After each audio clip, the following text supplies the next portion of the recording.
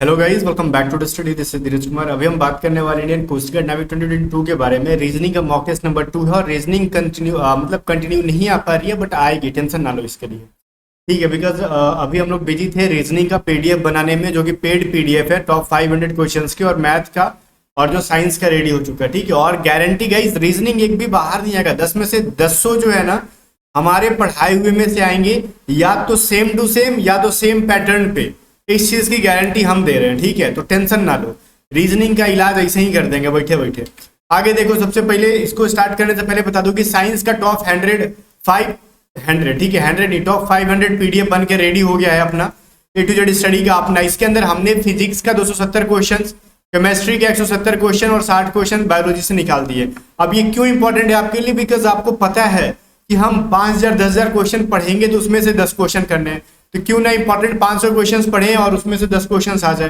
ठीक है, तो 10 में से कम 6 से 7 क्वेश्चंस आपको ऐसे दिखेंगे जो कि एग्जैक्टली आपको देखने के लिए मिलेंगे। पिछली बार का हम लोग इतिहास बता रहे हैं। ठीक है, तो इस पीडीएफ को या तो आप डिस्क्रिप्शन में दिए गए लिंक से बाई कर सकते हो, या फिर हमारे स्टाफ राहुल जी को मैसेज कर दो 7279047787 इस नंबर पे व्हाट्सअप कर लेना, और उनसे कहना कि कैसे इस पीडीएफ को बाई कर सकते हैं, वहां से बाई कर लो। दोनों में फर्क है, व्हाट्सअप से बाई करोगे तो सिर्फ आपको 35 रुपीज पे करने पड़ेगा उनको।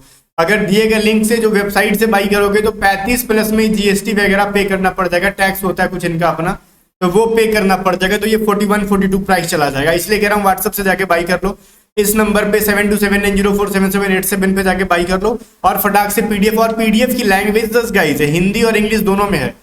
देखो पेज नंबर 1 से 45 जिसने बाई कर लिया समझ लो, 1 से 45, और जिसने नहीं किया सॉरी, जो इंग्लिश पढ़ना चाहता है, और इंग्लिश में 45 से 79 पेज नंबर। देखो सेम क्वेश्चंस को हिंदी और इंग्लिश दोनों में बना के रखा गया है इसको।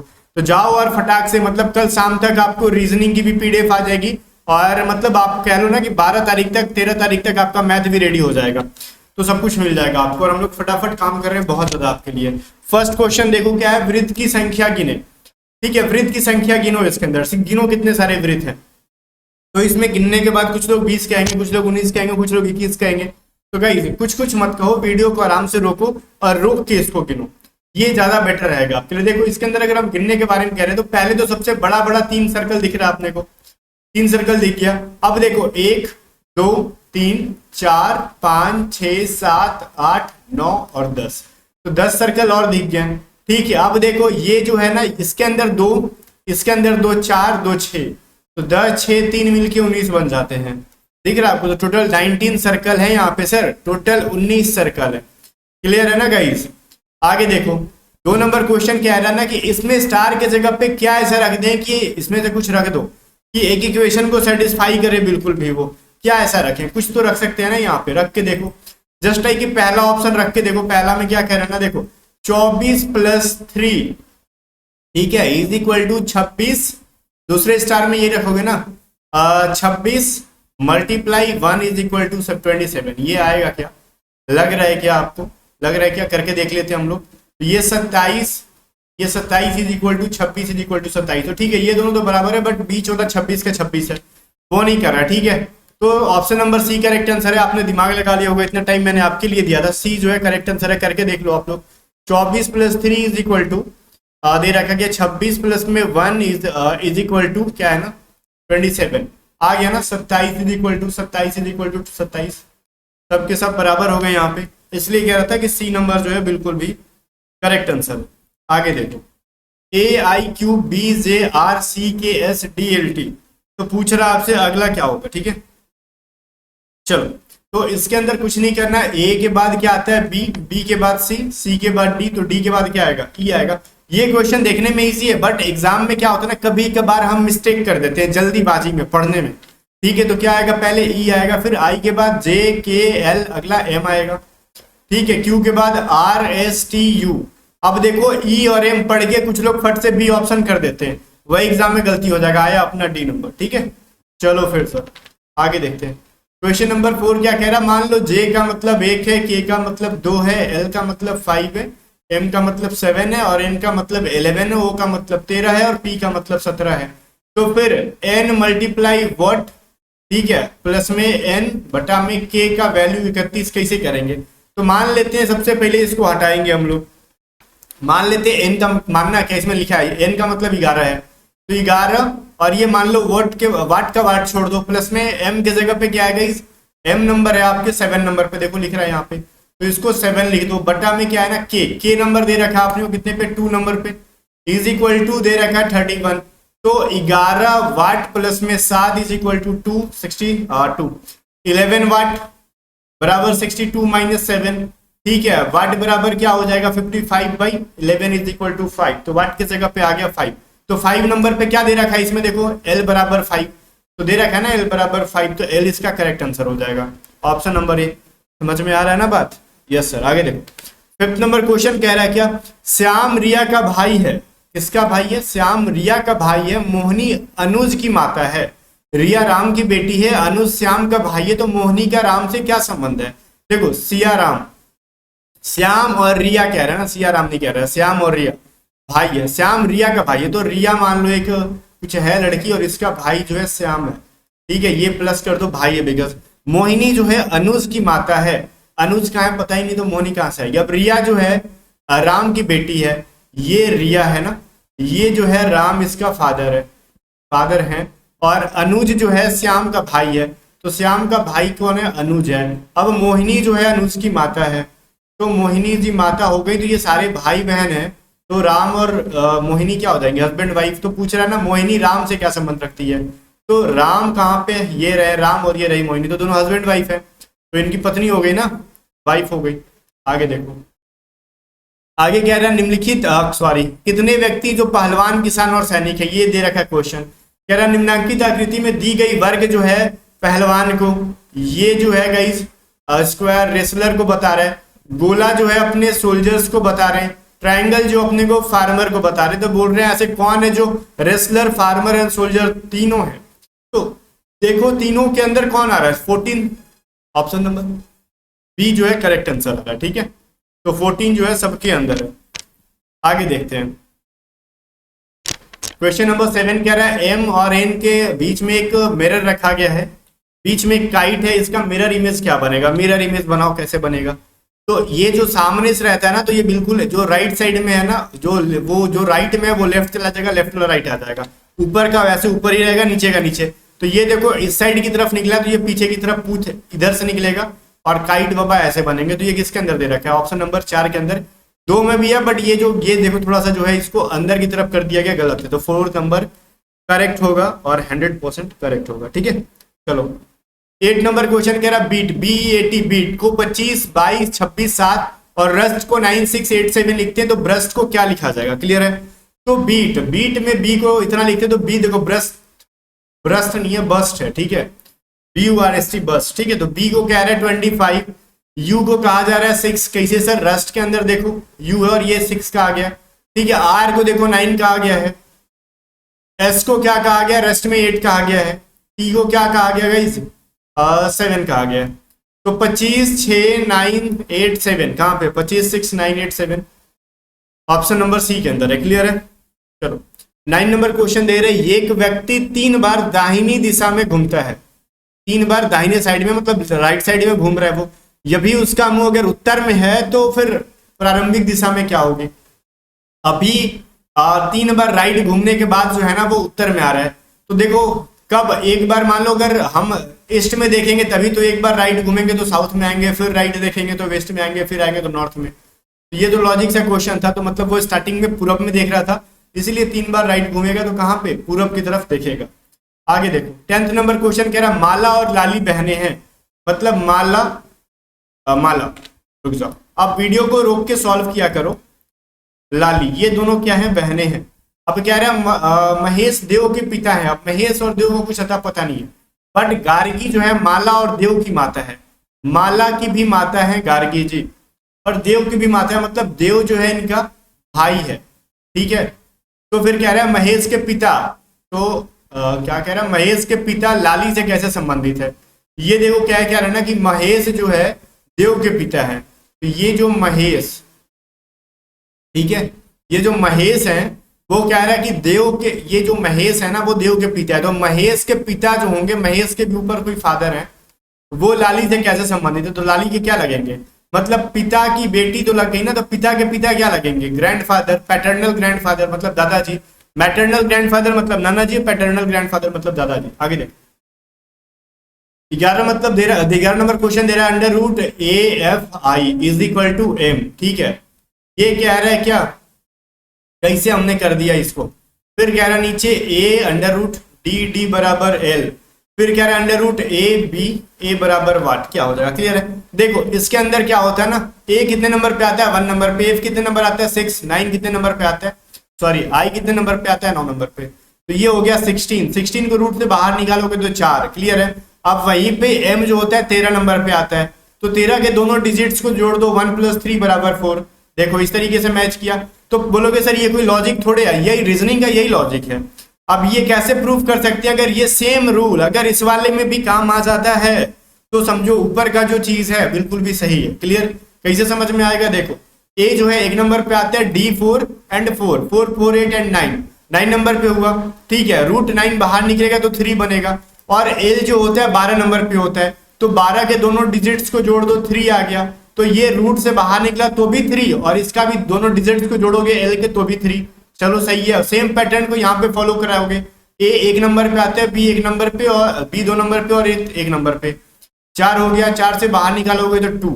अब देखो कौन से ऐसे डिजिट्स हैं इनमें से, मतलब अल्फाबेट के कौन से डिजिट्स हैं जिनको जोड़ने पे 2 आएगा। आई 9 नंबर पे आता है तो इसमें कोई जोड़ने का सवाल नहीं है। एन 14 नंबर पे आता है ना, इनको जोड़ोगे तो 5 हो जाएगा, ये नहीं होगा। पी 16 नंबर पे आता है, इनको जोड़ोगे तो 7 हो जाएगा। के 11 नंबर पे आता है तो 1 + 1 जोड़ोगे तो 2 बन जाएगा, इसीलिए के जो है बिल्कुल भी सही है, ठीक है। चलो के जो है यहाँ पे बिल्कुल भी सही है, मैं साइड में लिख दे रहा हूँ यहाँ पे, इसको थोड़ा गंदा नहीं करते हैं, ताकि इसकी पीडीएफ जो मैं आपको दूंगा टेलीग्राम पे, टेलीग्राम से ज्वाइन कर लेना, वहां पे मैं पीडीएफ आपको फ्री में दे देता हूँ, किसी भी प्रकार के पैसे नहीं लगते हैं आपको देने के लिए। चलो आगे देख लो, करेक्ट आंसर के हो जाएगा ना यहाँ पे जनाब। 12 नंबर क्वेश्चन देखो, ऐसे कितने अक्षरों के जोड़े युग्म बनते हैं जिनमें प्रत्येक में उतने ही अक्षर के बीच में है जितने की अंग्रेजी वर्णमाला। अब इसका कहने का मतलब देखो, सुनो मैं समझाता हूं अगर किसी को नहीं समझ में आया तो। ये है क्या ना, ADEQUATELY, ऐसा हमने लिखा। अब इसमें से ऐसे 2 डिजिट के बीच में एक डिजिट को खोजना है जो कि एक्चुअली में भी उन मतलब वो बीच में ही आता है अल्फाबेट में, जैसे ए और ई के बीच में डी आता है ना, भले बी और सी भी आता है उससे मतलब नहीं है, बट ए और बी के बीच में कहीं ना कहीं डी आता है। बट देखो गाइस, ई और यू के बीच में क्यू आता है कि नहीं बताओ, जैसे क्यू के बाद RSTU, ऑब्वियसली ई के बाद क्यू आता है और क्यू यू से पहले आता है, तो ये भी काउंट होगा। वैसे ही देख लो, अब इसके बीच में देखा जाए डी और क्यू के बीच में, तो ये भी जो है सही है। डी और क्यू के बीच में क्या आता है, ई आता है, बिल्कुल भी सही है गाइस। वैसे ही अगर हम लोग क्यू और ए के बीच में यू आता है, क्यू और ए के बीच में आता है, नहीं आता, कभी नहीं आ सकता। आ रहा समझ में बात, कभी आ ही नहीं सकता ये चीज, क्योंकि क्यू के बाद यू आता है बट यू के बाद थोड़ी ये आता है, वो तो पहले आता है, तो ये चीज गलत है, ये नहीं लिख सकते हम लोग। आगे देखो, अगला देखते हैं, जैसे यू और टी के बीच में ये आता है, नहीं आ सकता क्योंकि ये तो पहले आता है इन लोगों से। आगे देखो, ए और ई के बीच में टी आता है क्या, नहीं आता, इनको भी छोड़ो। अब देखो आगे, अब कह रहे हैं टी और एल के बीच में ई आता है, बिल्कुल नहीं आता सर, हटाओ इसको भी। अब देखो कह रहे हैं क्या, यहाँ पे ई और वाई के बीच में एल आता है, तो आता है, बिल्कुल आता है, ठीक है, तो इसको भी काउंट करो। टोटल कितने मिल गए अपने को, 4, ठीक है ना। टोटल कुल मिला के कितने मिल गए यहाँ पे अपने को, 4 मिल गए। तो इसलिए यहाँ पे करेक्ट आंसर कह रहा है क्या, इनमें से उतने ही अक्षर बीच में जितने की अंग्रेजी वर्णमाला में आते हैं, इंग्लिश अल्फाबेट्स में आते हैं, ठीक है। तो ये सब चीजें हैं, आप कर सकते हो ऐसे। फिर चलो अगला सवाल देखते हैं, 13 नंबर क्वेश्चन क्या कहता है। मेटाफोर को लिख रहा है ऐसे, दिख रहा है आपको, EMATHPRO, ठीक है। तो हम लोग नॉर्मल को कैसे लिख सकते हैं, तो इसमें किया कुछ नहीं है। देखो ME जो है ना, इसको उल्टा कर दिया गया है। M दो लेटर्स को ना, दो अल्फाबेट्स को जो है ना, ME तो EM कर दिया गया, उल्टा कर दिया, TA को AT कर दिया, PH को क्या किया, PH को HP कर दिया, OR को RO कर दिया गया। तो नॉर्मल को क्या करेगा, देखो इसको उल्टा कर दो ON, इसको भी उल्टा कर दो MR, इसको उल्टा कर दो पहले ON MR LA। Option number C के अंदर आ रहा है, बिल्कुल भी सही है ये चीज, ठीक है। तो ये चीज़ें आपको नज़र आ गई होंगी। आई होप कि इसके अंदर कोई दिक्कत नहीं होगा आपको। आगे देखते हैं अगला सवाल क्या कह रहा है अपना। 14 नंबर कह रहा है कि सांकेतिक भाषा में गुड्डा बुक्का का अर्थ है क्लियर वाटर और पिन गोला का अर्थ है ओवरकास्ट स्काई। पिन साफ बुक्का का मतलब है क्लियर ब्लू स्काई। तो इस भाषा में ना ब्लू को क्या कहा जाता है, ठीक है, ब्लू को क्या कहा जाएगा, ये चीज आपको निकालना है। तो ये गई सिंपल सा चीज है। कैसे निकालना है देखो, अभी यहाँ पे मैं नीचे लिख देता हूँ, ठीक है। गुड्डा बुक्का, ये थोड़ी बोलने में अजीब लगता है। क्लियर वाटर, ये चीज दिख रहा होगा आपको। पिन गोला, इसका मतलब है ओवरकास्ट स्काई, ठीक है। और लिखते हैं इसको क्या फिर, पिन साफ, ये पिन अलग है साफ अलग है, दोनों अलग अलग लिखना है। देखो पिन साफ एंड बुका, ठीक है। ये क्या लिख रहा है, क्या क्लियर ब्लू स्काई, क्लियर है। अब देखो पूछ रहा है इसके अंदर ब्लू का कोड क्या होगा। ब्लू कहाँ पे है, थर्ड वाले पे, ठीक है। तो या तो पिन साफ या बुका, इन दोनों तीनों में से कोई एक चीज हो सकता है। पिन साफ बुका, अब ये गोला तो होगा नहीं, ऑब्वियसली समझ में आ गया देखो, ठीक है। इन्हीं में से कुछ एक चीज हो सकता है। तो अब देखो ये पिन ऊपर में भी है नीचे में भी है, सेकंड वाले में भी है और थर्ड वाले में भी है। तो इन दोनों में क्या क्या सिमिलर है, तो स्काई स्काई सिमिलर है, तो मतलब पिन का मतलब क्या हो गया, स्काई हो गया। तो ये तो होगा नहीं, बाकी कुछ भी देखो ओवरकास्ट इसके अंदर नहीं है ना, तो ये चीज क्लियर हो गया अपने को। अब देखो साफ और बुका, इनमें बुका जो है पहले वाले में भी है और थर्ड वाले में भी है, तो क्लियर है इसके अंदर और इसके अंदर भी क्लियर है। तो क्लियर को सच में क्लियर कर दो, बुका का मतलब क्लियर हो गया। बचा क्या, साफ का मतलब ब्लू हो गया। तो साफ ऑप्शन नंबर ए के अंदर है, जो कि 14 का ए जो है बिल्कुल भी सही है, ठीक है। तो इतनी गंदगी को मैं साफ कर दूं और करेक्ट आंसर जो यहाँ पर लिख देता हूँ SAF, ठीक है, ये ऐसे होगा। 15 नंबर क्वेश्चन कह रहा है, चार मित्र बैठकर वृत्ताकार बैठकर ताश खेल रहे थे और राम के दाईं तरफ शंकर बैठे थे और अरविंद के बाईं तरफ गोपाल बैठा था।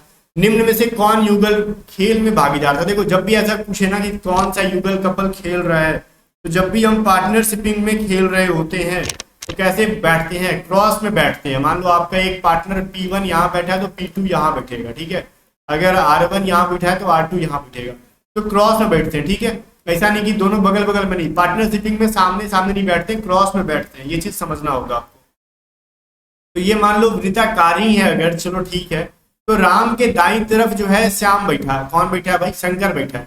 तो राम मान लो यहाँ पे, तो राइट में कौन होगा, ये शंकर का हो जाएगा, ठीक है। और फिर क्या है ना कि अरविंद के बाईं तरफ गोपाल है। अगर मान लो अरविंद यहाँ पे होगा तो बाईं तरफ तो इधर जगह मिल रहा है, ठीक है ना।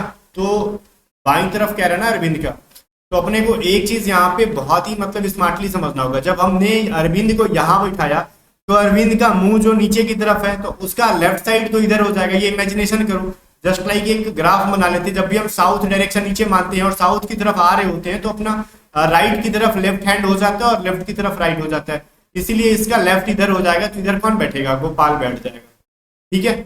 चलो अब ये तो फिर देख लो, राम और गोपाल पार्टनर हो गए और ये अरविंद और श्याम पार्टनर हो गए। तो राम और अरविंद कभी भी पार्टनर नहीं हो सकते क्योंकि आमने सामने।